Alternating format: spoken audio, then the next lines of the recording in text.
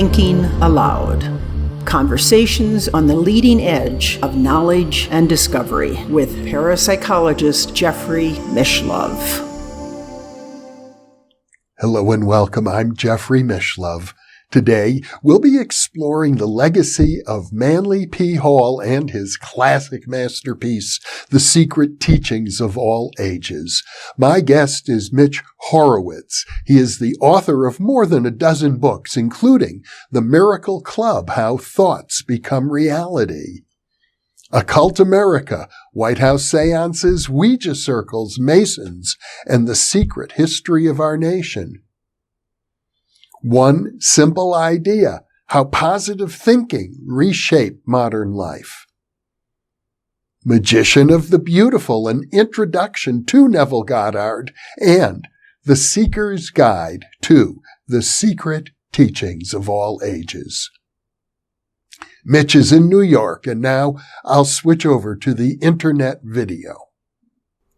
Welcome, Mitch. I'm very happy to be back with you once again. Likewise. Great to be here, Jeff.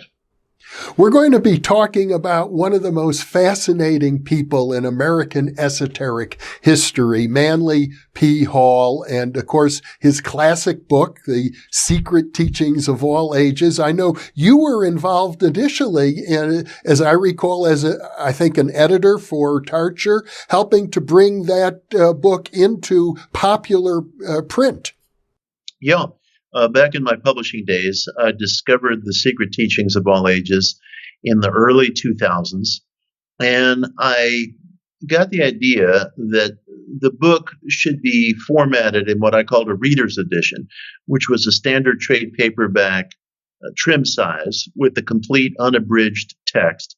And the man who was president of Manly's organization, the Philosophical Research Society in Los Angeles, Obadiah Harris, gave me permission to proceed. And it was in the day before we had all of the digital technology that's available to us now. And in short, I had the entire book retypeset, all glorious 250,000 words of it, which probably brought more readers to the book in the space of a few years than had read it throughout Manly's lifetime.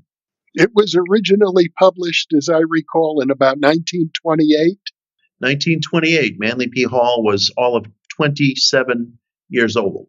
And this 27-year-old young man with no formal schooling, who had actually spent very little time in classrooms at all growing up. He bopped around with his grandmother in the American West, was very rarely enrolled in any formal schooling.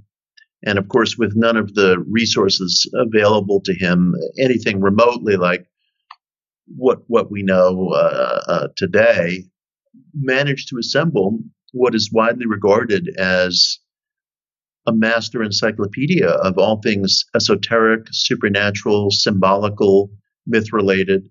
And the book itself, the original 1928 edition, is this tabletop-sized book filled with all kinds of graphics and charts and magnificent illustrations. It can look as alien to the eye as a page of Babylonian Talmud, and it's just a masterful labyrinth that you fall into. And one of the enduring mysteries of Manly P. Hall's life is how, at so young an age, he was able to produce a magisterial work. People sometimes suggest that Manly must have had past lifetimes, that he was sort of, all of this knowledge just seemed to emerge in him spontaneously. But as I recall from your book, you suggest that there was a point in his life where everything changed. I think it was after he wrote his first book. Yes. He put out a very small book, maybe it was 20,000 words or so, in 1922 called Initiates of the Flame. And he was a very young man at this time. I mean, he was really just entering his 20s. And he had attracted some benefactors in Los Angeles and was able to do some traveling, was able to visit some of the reference libraries that were just opening for public use at that time, the New York Public Library and the British Library in London. And Initiates of the Flame, even though it was a very short book, had something magical about it. I'm actually working on relaunching a new definitive edition of that book right now. It was basically a microcosm of the secret teachings of all ages. It analyzed various aspects of mythical religion, encompassing of the Holy Grail, the pentagram, the Star of David, the obelisk, the pyramid. The book was really composed of just little essays that examine different aspects of esoteric symbolism and their meaning. And something seemed to open up for Manly at that moment. There was the emergence from a chrysalis, or something of that nature. And it's difficult to say just what it was. I think, one could always speculate about past lives or more material things like a photographic memory, if there is such a thing. But I think somehow, and I write about this in an introduction to an anthology of Manly's works that I recently published called The Secret History of America. I revisit this in the Seeker's Guide to the Secret Teachings of All Ages. Somehow, I think Manly's prodigiousness as an independent scholar, as a writer, as a historian, as a curator, it had something to do with the passions that emerge when the individual experiences that perfect marriage to subject matter. And there's no guarantee of that happening in anyone's life. But, we do see cultural figures who found the precise perch that they're supposed to be standing upon. I could name pop cultural figures like Elvis Presley or Muhammad Ali, or, you name it, any number of other figures who have taken on this iconic place within our culture. And there was no guarantee, that Muhammad Ali would find his way to boxing, or that Elvis Presley would find his way to rock music, or that Orson Welles would find his way to movie making. But they did. And I think for Manly, maybe that process is part of what unfolded. He was just so primed and passionate for exploring and curating and analyzing the esoteric that when he discovered this material at a relatively young age, it just ignited some sort of pilot light that had been existent within him. And what emerged was this historic, extraordinary work that he created at a very young age. He peaked at a very young age, which can be very difficult for people as well. But this is why I'm always encouraging people to pay very, very careful attention to that which they feel passionate about, because there's more than meets the eye. There's more than meets the ordinary senses when you find that perfect marriage of self to topic. And it doesn't necessarily have to occur when you're young. It didn't occur for me when I was young. I probably was, I might have been well into my mid-30s by the time I even discovered Manly's book. I didn't publish my first book, Occult America, until I was past 40. So when you find that marriage of self to subject, it can be very powerful. Well, Manly considered himself a philosopher. His organization was called the Philosophical Research Society. And as you describe it, the idea of getting in touch with your own destiny, with your sense of destiny, seems quite central to his overall philosophy of life. I find him more instructive in terms of his presence, in terms of his persona, in terms of what he teaches us by example about the marriage of individual to destiny, than I do the philosophy that he expounded upon in his work. I think he was more successful as a great expository writer and a curator and a kind of a historian. I was also involved with the Philosophical Research Society for about 20 years. I lectured there many times. I helped found the University of Philosophical Research. I was a dean there for a long time. I never met Manly. I came in under the aegis of Obadiah Harris, But my understanding is that many times people would come to visit Manly and they'd be fascinated by all of the esoteric symbolism and mysteries. And he would often tell them the very first thing they should do is focus on self-knowledge. Above all, it seemed as if he was constantly repeating the dictum of Socrates in that regard, know thyself. It's interesting. I think you're right. And I think that's absolutely true. And I've anthologized some of Manly's writings that were more philosophical in nature. And I do think that he took a very back to basics approach. Sometimes, again, I have to say, I think when he wrote about civics and psychology, there was a familiarity. There was at times a repetition that I don't think always captured, saw, or addressed the life of the individual and all of its frictions and difficulties and challenges. And that may have been due in part to the post-Victorian era in which he was raised, where individuals did not have, nor were they taught or educated in, an emotional vocabulary.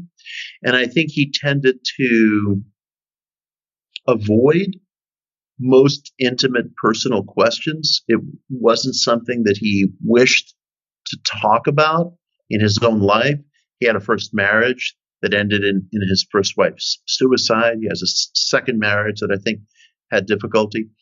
I have no wish to press anyone on personal disclosure. Personal disclosure is not always necessary.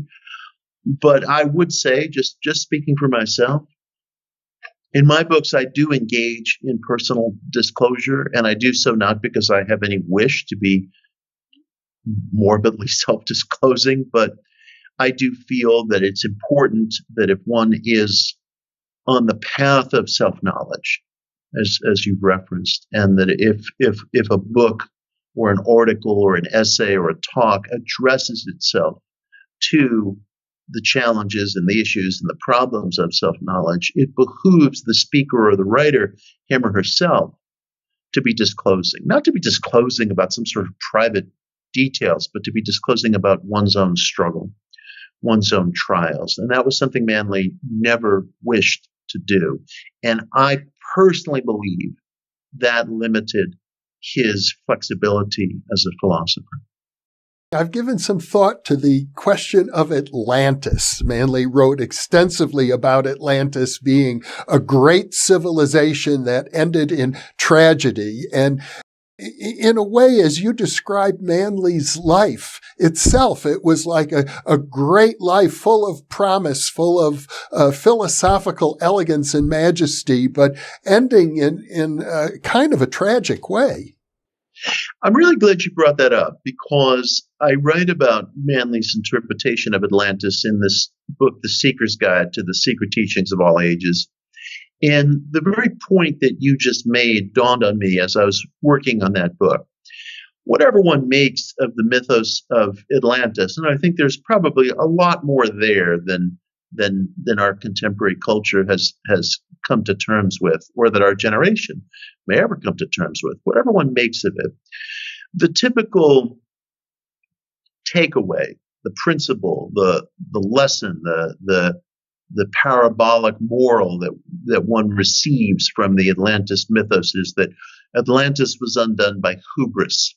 Atlantis, whatever it may have been, reached this place of development. And, if one goes by what appears in Plato's dialogues and writings, Atlantis committed the ultimate act of hubristic foolishness, launching an attack on Athens, and was destroyed. So the lesson that we are typically taught to take from Atlantis as a parable is that warfare and environmental destruction and a kind of Tower of Babel sense of achievement is the undoing of a society. But I think your interpretation is better, which is that one has to look at Atlantis as a human metaphor, a metaphor for the individual, because the truth is, very, very few of us are in any kind of a position to make decisions on any kind of a macro scale. And if we were in a position to make decisions on a macro scale, I doubt we would do much better than the first, 12 names in the phone directory of any large city or small town. One has to try to internalize these lessons. And I think, as you were alluding, one of the great difficulties of Manly's life is that he peaked at a very young age. I mean, again, the Secret Teachings of All Ages appeared when Manly was just 27 years old. And although he did many, many significant things after that, including building this magisterial Egyptian Mayan Art Deco campus of the Philosophical Research Society, which first opened in 1934, which was added to, including an auditorium in 1959. There were many, many things that could be said to Manly's great, great credit. But I don't think he was ever able to reach anywhere near that pinnacle of achievement again. And I think that in the years that followed, the decades that followed the Secret Teachings of All Ages, many, many decades of his life, the vast majority of his life until he died in 1990, I think that these were at times marked by a very serious melancholy and a difficulty and a sense of issuing another pamphlet, launching another lecture series, writing another book, putting out another issue of a magazine like Horizon or The All-Seeing Eye. And I think peaking young, it presents a challenge for anybody. It presents a tremendous challenge for anybody. And I think for Manly, being a boy wonder, being a kind of child prodigy, made a second act very, very difficult. And I think it was difficult for him to find his way, to disclose that to anyone, to find colleagues or friends to whom he could disclose that. And I think that created a great strain towards the end of his life. I feel a bit of a kinship with Manly. Not only was I involved with his organization for some 20 years, but my first book, The Roots of Consciousness, I started working on at the age of 27. And it was something of a big hit when it first came out. And in fact, I borrowed quite a bit of Manly's work and even illustrations in The Roots of Consciousness. So there is that parallel, and I understand the difficulties of the ups and downs of a career, especially in the esoteric field. And as you point out, especially at a time when our culture has become so very materialistic and interest in esoteric subjects was at a low point when Manly started working. You mentioned that he would go to these great libraries and look for exotic esoteric manuscripts. He has over 1,000 references in the Secret Teachings of All Ages, but the librarians there found that no one else was even looking at this material. Yeah, it's interesting. When Manly was writing the Secret Teachings in the 1920s, materialism was all the rage.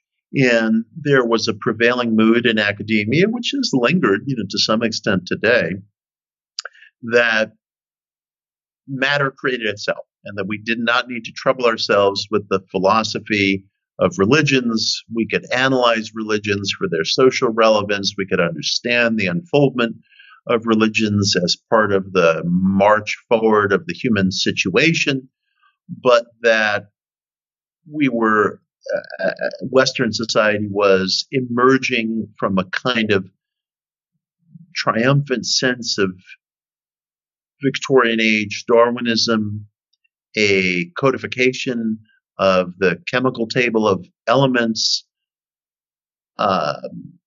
benefits that societies experienced from Pasteur's germ theory, the emergence of medicines and treatments and vaccines that would have been unthinkable a generation or so earlier.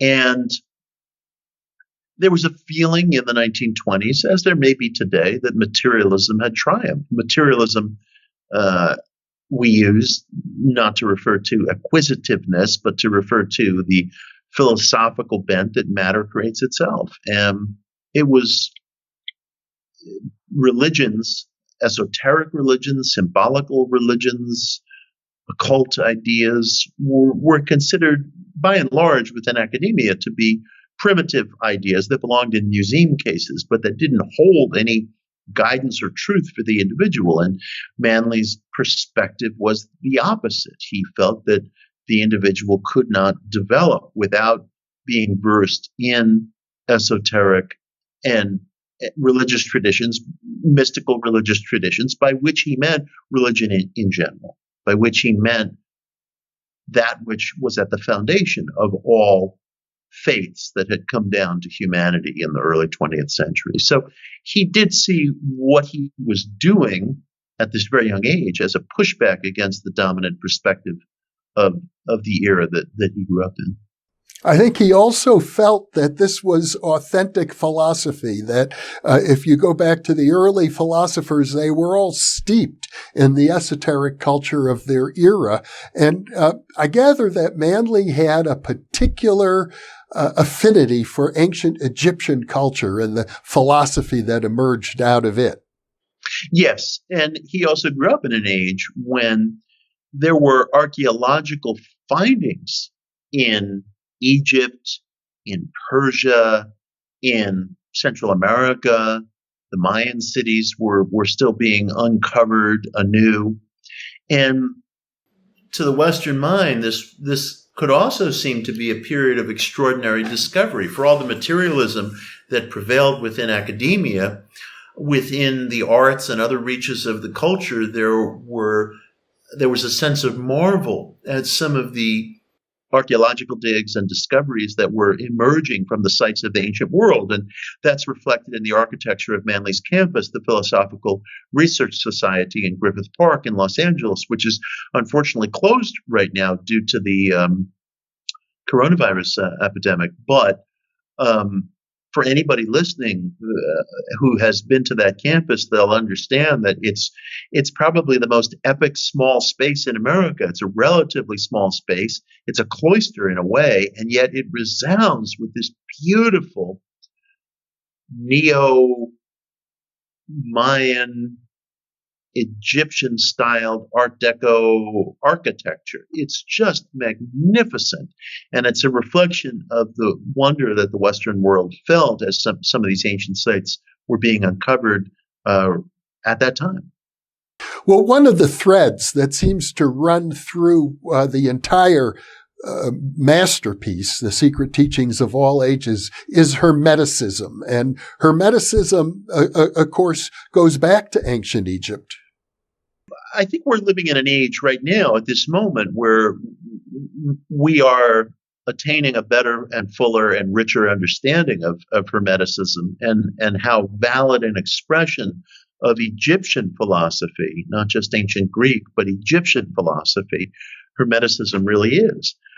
Hermeticism refers to an amalgam of late ancient Greek Egyptian philosophy that was written down in Greek, largely in the city of Alexandria in the decades immediately following the death of Christ.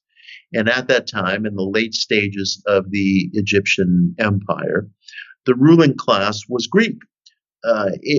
Egypt had become a colony, more or less, of Rome, and the ruling class was Hellenic, was a Greek-speaking ruling class that descended really from Alexander the Great, who had conquered Egypt centuries earlier. And this Greek ruling class was left in place by the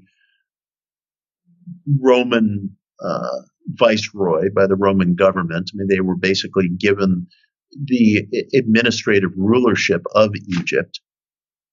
And so Greek scribes who lived in Alexandria, who were fascinated with Egyptian philosophy and antiquity, and Egypt was as ancient to the ancient Greeks as they are to us, they began to write down some of the esoteric philosophies of ancient Egypt. And this is what later became rediscovered during the Renaissance and referred to as the Hermetica, or the corpus Hermeticum, the Hermetic literature. And a generation or so ago, if we were having this discussion, prevailing view within scholarly circles was that, well, this stuff was really Greek philosophy, Neoplatonic philosophy, that made reference to Egypt, but that was Greek in nature.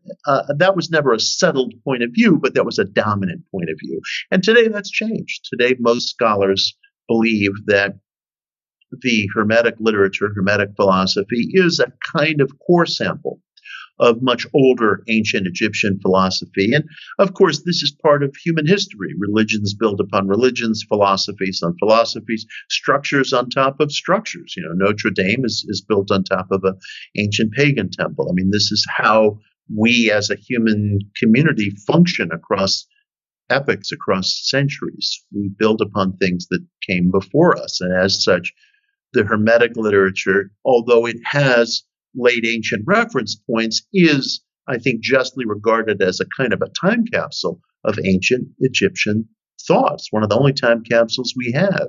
And it's in our generation, really, that the validity of this literature as an authentic retention of Egyptian thought is being recognized, is being understood. And I will tell you, I think Manly's chapter on Hermeticism and the secret teachings is one of his finest. It's a good way. It's a good way to kind of get one's feet wet in Hermetic thought. And it's one of the parts of the book that I think resounds most brilliantly.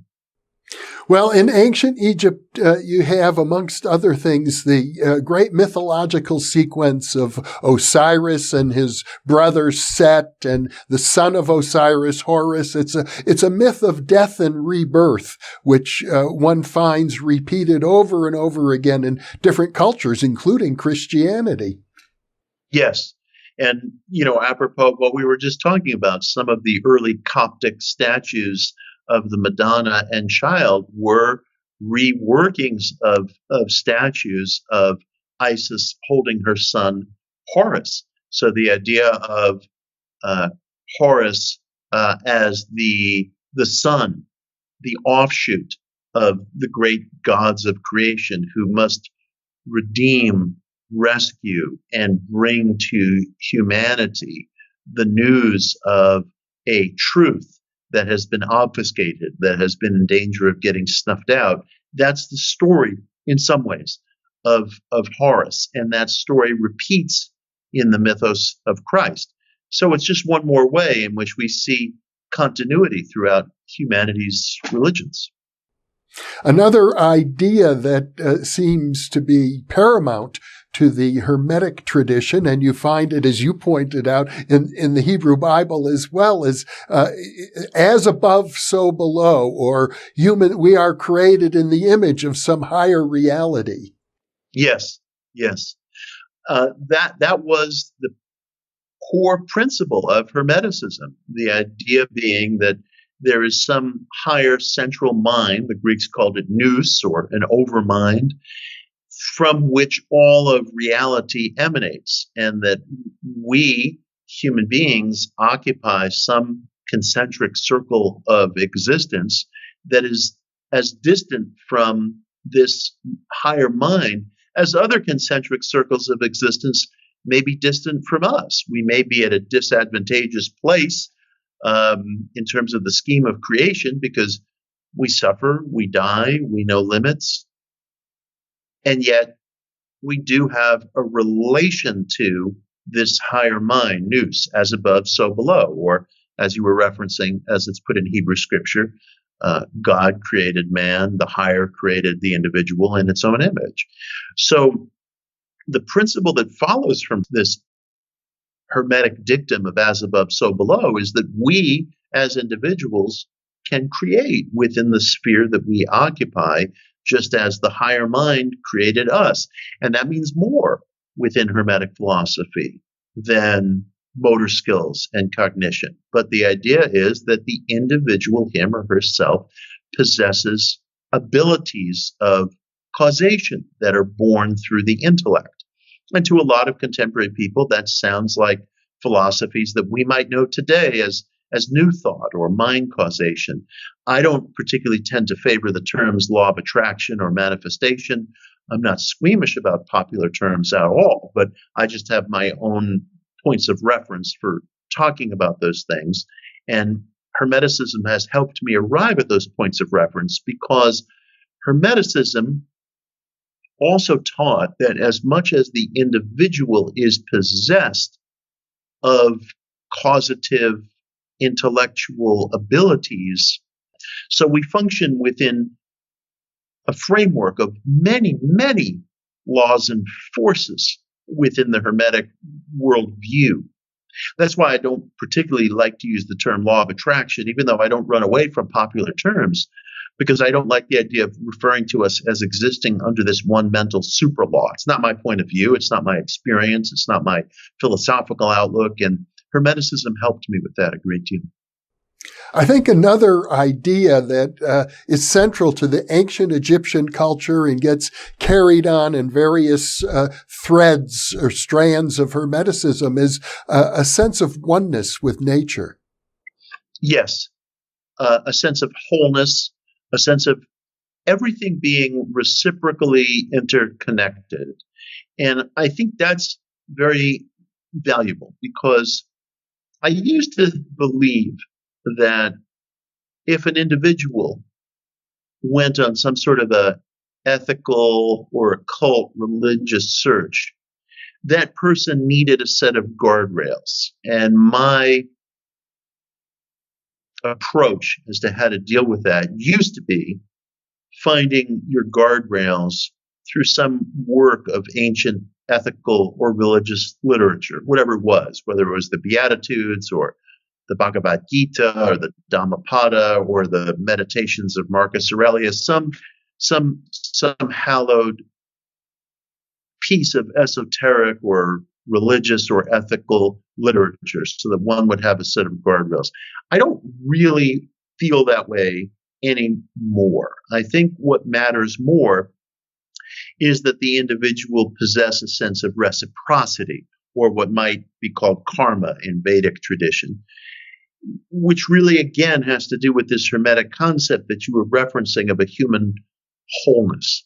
And if one really believes that there is a profound interconnectedness among individuals, and this is one of the reasons why, as we were discussing last time we did the show together, I value ESP research and psychical research into non-local intelligence so much, is because that really begins, I think, to reveal to us some of the outlines in however fragmentary a way of the non-local existence in which we all participate. And if one takes that seriously, then it stands to reason that human wholeness is not just some pretty idea, but that it's a literal idea, and that there are hidden tendrils that connect us that we might refer to as non-local intelligence, that we might refer to as some kind of nous or overmind.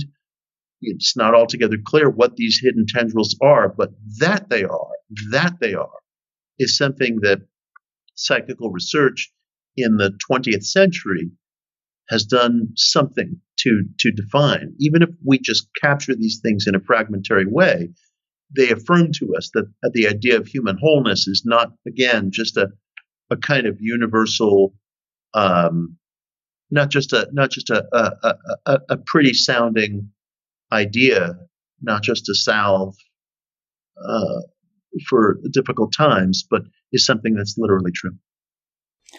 One of the most fascinating aspects of the secret teachings of all ages, and I'm sure it's attracted many readers for this reason, is the idea that these lofty notions that are associated with Hermeticism became incorporated in various groups, the Freemasons, the Rosicrucians, the Illuminati, and especially in the 18th century, the early 19th century, many of these movements were engaged in revolution, in overthrowing monarchies that had been ruling governments in Europe in particular for centuries. Yes. It's interesting. during the Renaissance, there was a kind of occult revival. The term occult, the Latin-derived term from occultus, meaning secret or hidden, comes to us from the Renaissance. That term came into use in English, was fashioned into an English term in the early 1500s. And there was, by about a century later, less than a century later, a backlash against the occult revivalism of the Renaissance. And it was from out of that backlash that some of the groups that you referenced, I think, came into being. This is something that it's difficult for us to get our arms around. I mean, we don't have exact evidence or records of any of this. So there's a certain degree of historical supposition that a person has to engage in. But I think, and I think this is supportable based on diaries and some of the earliest references to the organizations you just mentioned, Freemasonry, the Rosicrucians, the Illuminati, which was a kind of a renegade Freemasonic movement in the 1700s.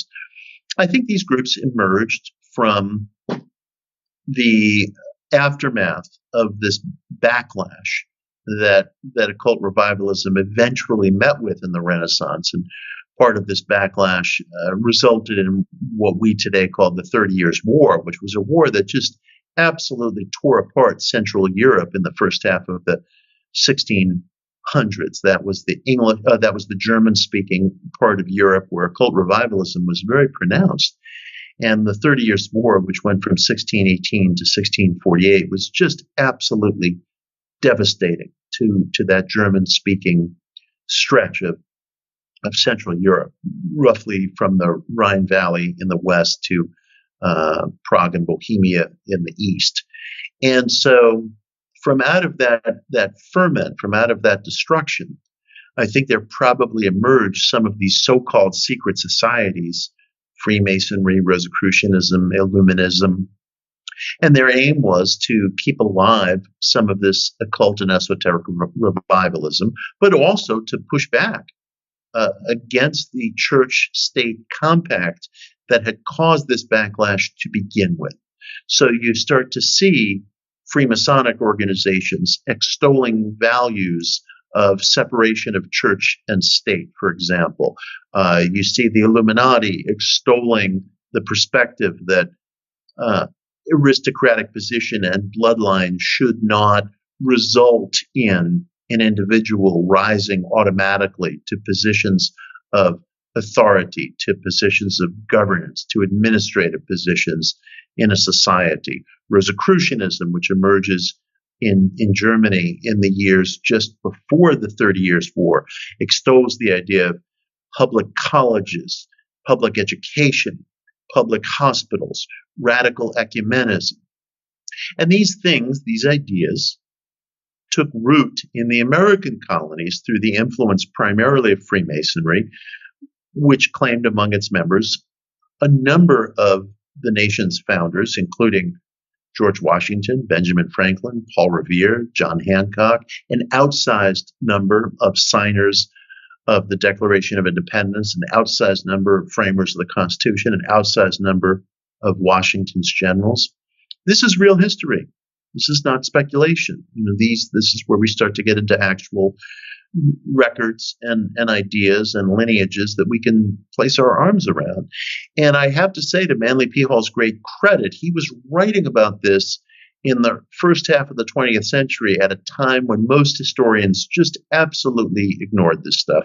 Again, it's only in this present generation that academic historians have come to acknowledge the authentic role of Freemasonry as an influence among some of the founders. And I write about this in the Seeker's Guide. I write about this other places.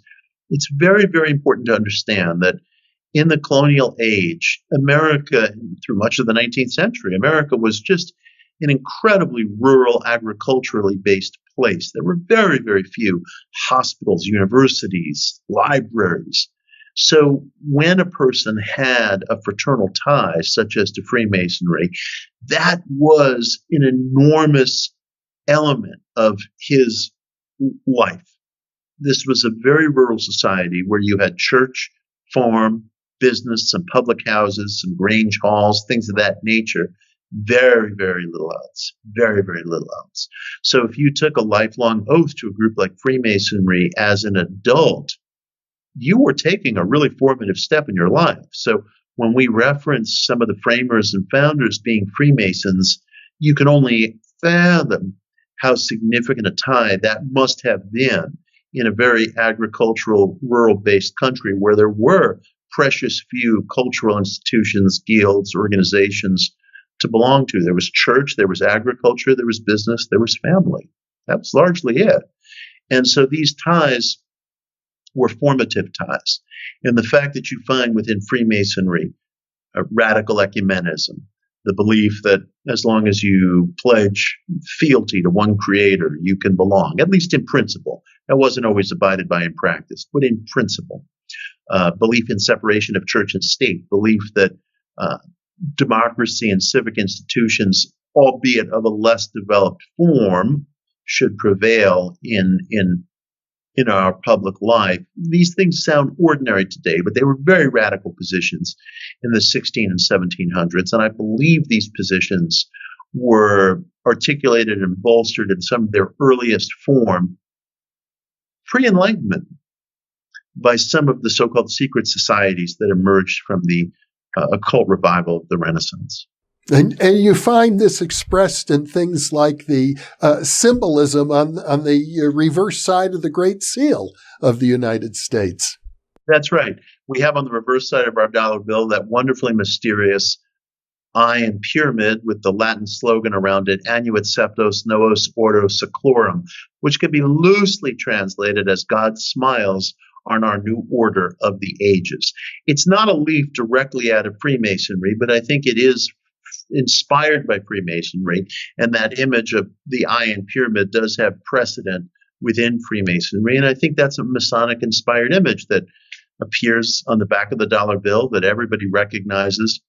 It's very recognizable today, but it wasn't always so, although that was adopted as the reverse of the Great Seal of the American Republic in 1781.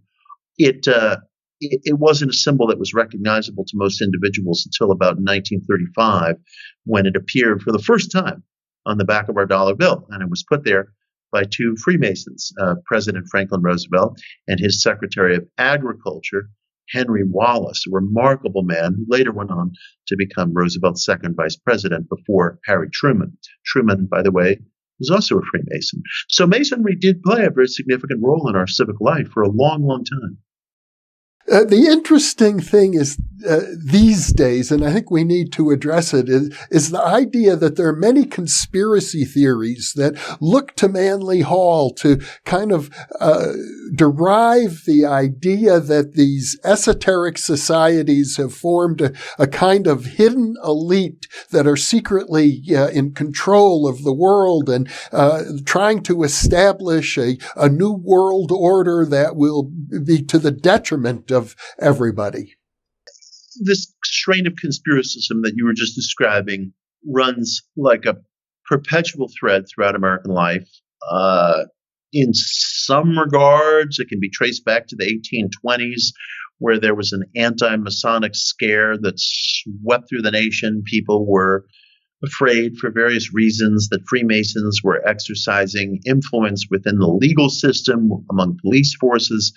And so there was a big pushback against Freemasonry starting in the 1820s in this country. There were anti-Masonic newspapers, anti-Masonic political parties. President Andrew Jackson was elected. He was thought as somebody who was going to clean house. Andrew Jackson himself actually happened to be a Freemason. So there have always been these weird contradictions. But basically, going back to the 1820s in this country, there has been a perspective that Freemasonry and other secret societies represent some sort of nefarious hidden power center. Writings to this effect started to circulate in Europe after the French Revolution. They got revived after the Russian Revolution. There are all kinds of reasons, I think, why people have difficulty coping with periods of radical change. And it's easier to ponder what seems imponderable by attributing it to some hidden hand. So today, of course, our society is crisscrossed with these QAnon conspiracy theories, all of which bother me a lot because I think that conspiracism is really just man's perpetual search for an enemy. I don't personally think it's any more complex than that. And I push back against this notion that conspiracism, as it exists in American life today, as it's existed in American life in the past, has some unique, exceptional thing about it that we have to really understand and dissect and pick apart, or, maybe it represents something unique to our times. I don't personally think that's true. Again, my definition of conspiracism is very simple. It's a habitual strain of thought that is in perpetual search of an enemy, and it finds an enemy. Usually it finds an enemy among entirely innocent people, whether it's witches who were burned at the stake for many centuries in Europe during the witch craze, whether it's the satanic panic that swept across this country in the 1980s, where entirely innocent people were implicated in ridiculous crimes that had no basis in reality, while at the same time, in fact,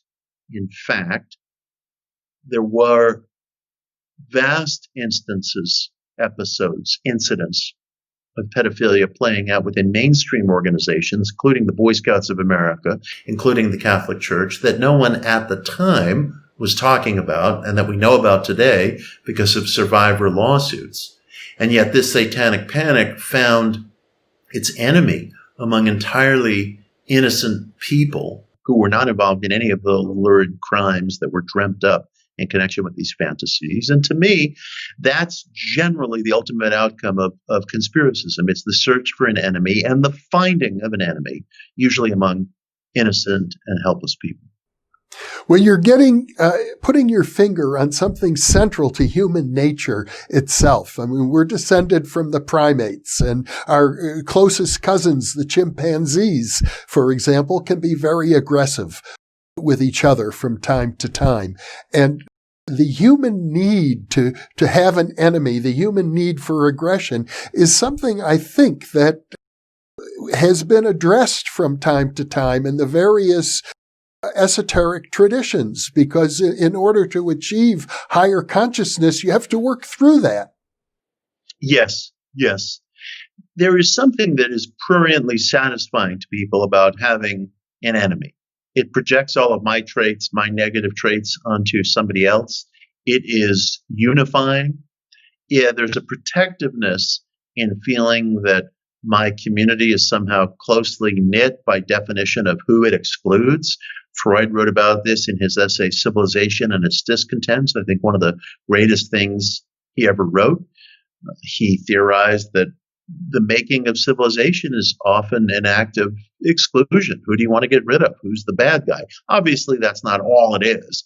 There's technology, there's hygiene, there's perpetuation of culture, there's education, there's all kinds of things that are necessary to building what we would call a civilization. But an aspect of it is, who do you exclude? Who do you get rid of? And you see this in its most naked display within fascistic or authoritarian politics. There's a certain degree of pageantry. There's a certain degree of nationalism. There is a atmosphere and a culture that hinges upon closing ranks. Who are we excluding? Who are we getting rid of? There's something very, very reassuring to the human community to viewing life in that way. And so when organizations seem to be secret or clandestine, or they have as part of their basis occult symbols, it can feel very dramatic and very exciting and almost entertaining in a certain sense to speculate over all the bad things that these groups are supposedly doing. Whereas, of course, we allow off the hook all kinds of institutions that might be making life very, very difficult, horribly difficult for people in ways that are not necessary and that can be fixed, like our wonderful private health insurers, who put people through all kinds of grave difficulties and stresses to receive benefits that they paid for, that they are entitled to. And we have, if I may, a private healthcare system in our country right now that relies for part of its profit-making apparatus on paying out fewer and fewer claims as a percentage of its overall economics. It's necessary to the growth of that industry. So instead of talking about that, which seems to be boring to a lot of people, even though we all suffer under its onus, people like to talk about, mysterious secret societies, which play no role in any of this, but prove to be more entertaining. My sense of secret societies, to the extent that they adhere to what I would think of as an authentic Hermetic thread, is that it involves, the Socratic dictum of know thyself. I recall visiting, for example, the Rosicrucian Museum in San Jose, California, where they had the private rooms where the initiates go and to meditate. And you sit in that room, and what they have is a mirror. You look at yourself in the mirror. Yes. And you'll find chambers like that within Freemasonic lodges. I'm not a Freemason myself, but I speak at a fair number of Freemasonic lodges, sometimes remotely nowadays, given our pandemic. But I'm heartened that there is a fraction of folks within Freemasonic lodges today who are very interested in reviving and strengthening that esoteric tradition that you were just making reference to. Freemasonry, to a very great extent, right now in the 21st century, and this has been true for a long time, is a charitable organization, a civic organization, a social organization, a social club. But to some of the younger members, there is a hunger to keep this flame going of esoteric study, which has been part of Masonic history. And I think that there are lodges, there are magazines, there are newsletters, there are groups within traditional Freemasonry here in the United States that are very dedicated to that. And I'm encouraged by that. I think it's a positive pursuit for the individual. It's something that has played a part in my life, even though I'm not a Freemason.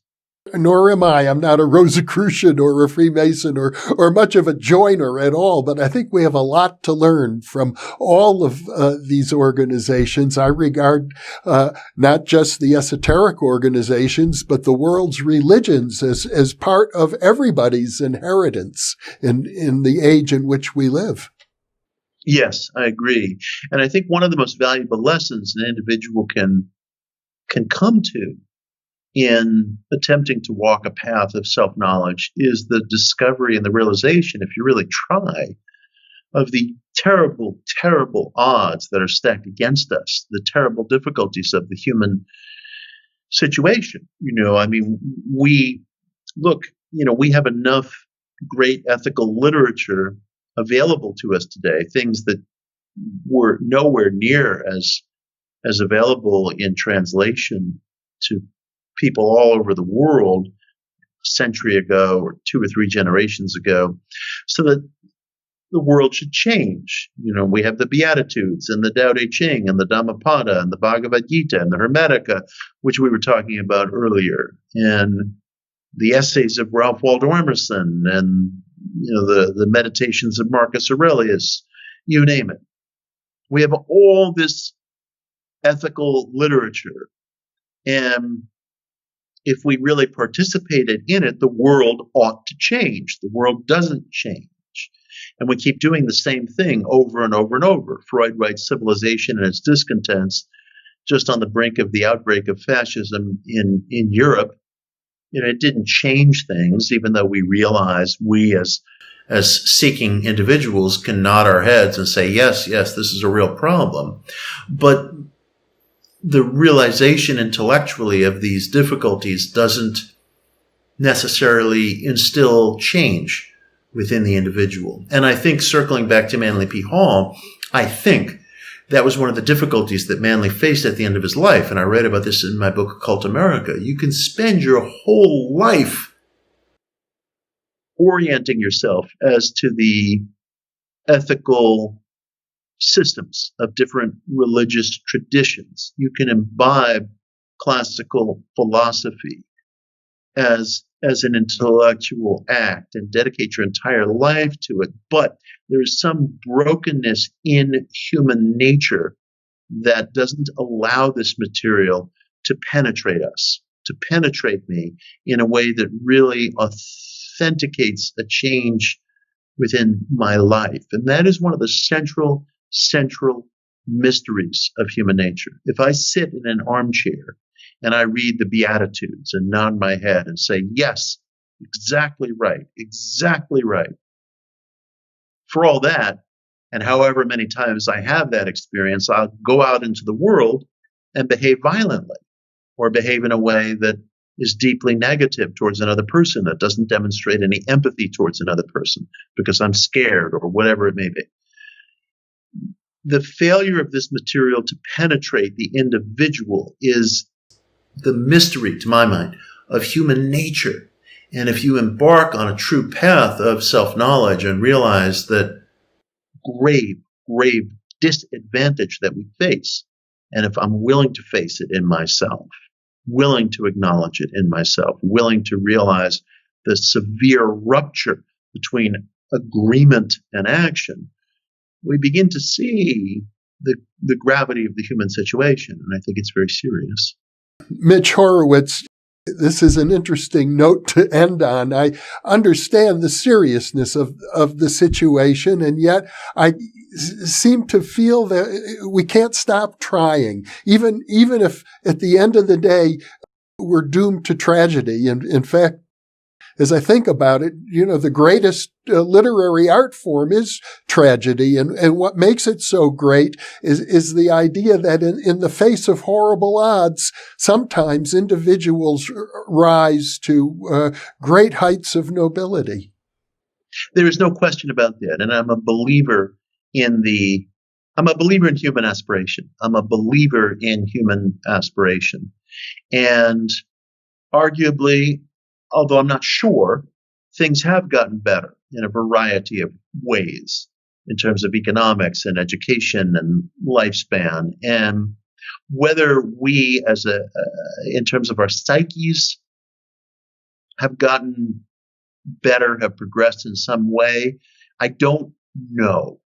But I do believe in human aspiration, and I do believe that the life of the individual can expand in ways that perhaps are not at all predictable, and that's predicated on effort. Well, Mitch, thank you so much for being with me. This has been a very stimulating conversation, and I look forward in the future to many more conversations with you. I think you have a lot to offer the New Thinking Aloud audience. Well, thank you so much. And it's very meaningful for me to participate in these exchanges with you. And it's been wonderful to be here. And for those of you watching or listening, thank you for being with us.